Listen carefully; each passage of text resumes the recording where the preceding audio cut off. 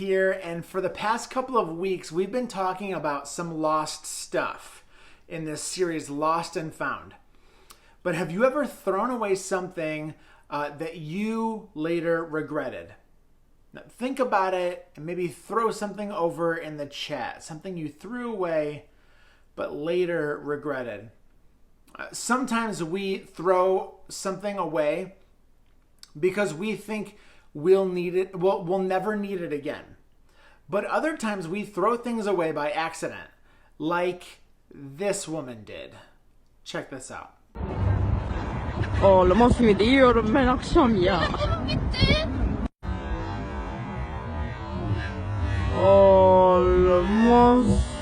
Now, losing things isn't always funny, although oftentimes it is. Sometimes we lose things that are valuable. Maybe you lost something that was really sentimental. You broke something maybe that didn't belong to you. And it's difficult to lose something that really matters to you. But it's even worse when you know it's your fault it's gone. And often we just try to move on because remembering what we lost is too upsetting. Over the last couple of weeks, we've been talking about things that are lost and how they got found again. And we've been talking about what we do when we feel a little lost, when we don't feel seen, or when we don't feel valuable, when we've messed up and we're not sure really how to fix it. Today we're talking about a guy who lost everything because of his mistakes and how we're sometimes a lot like him. Now, throughout this series, we're looking at one chapter of the Bible, and that is Luke chapter 15. And this chapter recounts a series of parables or stories that Jesus once told about things that were lost and then found. And you might remember Jesus told these stories to Pharisees, who were religious leaders who were super obsessed with following all of God's laws. And while these laws were important, the Pharisees had some things mixed up. They had their priorities mixed up. They thought following the law so closely actually made them better than everyone else. And in case you missed weeks 1 and 2, I really encourage you to go back or at least check out the first 2 parables in Luke 15. And I want to jump right into the third parable that Jesus shared today. And here's what it says, starting in chapter 15, verse 11. To illustrate the point further, Jesus told them this story. A man had 2 sons. The younger son told his father, "I want my share of your estate now before you die." So his father agreed to divide his wealth between his sons. A few days later, this younger son packed all his belongings and moved to a distant land, and there he wasted all his money in wild living. About the time his money ran out, a great famine swept over the land, and he began to starve. He persuaded a local farmer to hire him, and the man sent him into his fields to feed the pigs. The young man became so hungry that even the pods he was feeding the pigs looked good to him, but no one gave him anything. When he finally came to his senses, he said to himself, "At home, even the hired servants have food enough to spare, and here I am dying of hunger.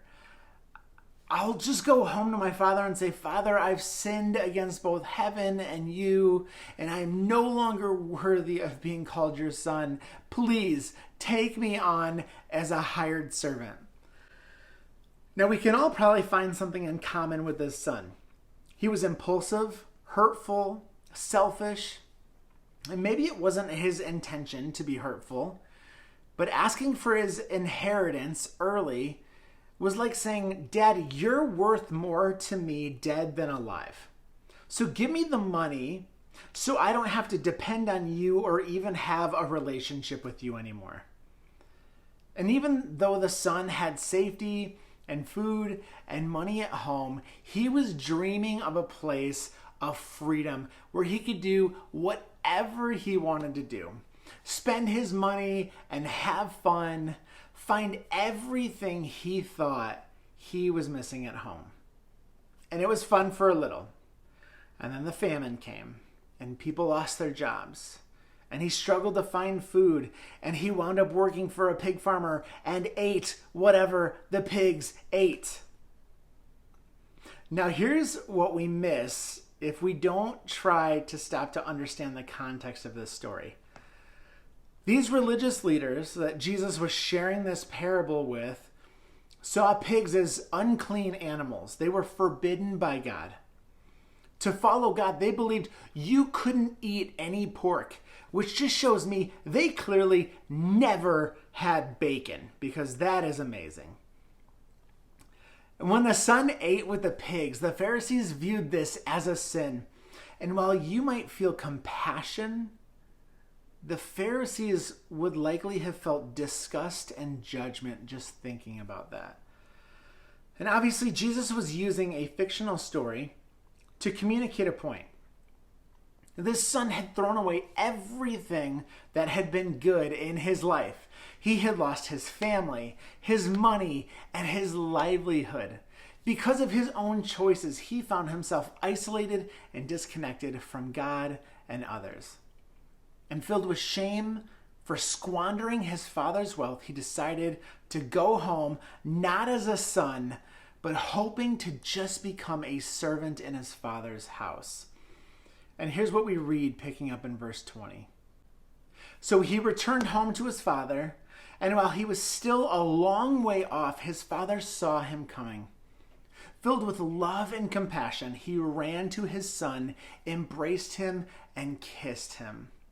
His son said to him, "Father, I have sinned against both heaven and you, and I am no longer worthy of being called your son." But his father said to the servants, "Quick, bring the finest robe in the house and put it on him. Get a ring for his finger and sandals for his feet, and kill the calf that we have been fattening. We must celebrate with a feast, for this son of mine was dead and now has returned to life. He was lost, but now he is found." So the party began. I love how that verse ends. What a response. Can you imagine being welcomed home like this? Like, I hated coming home from school with a bad report card.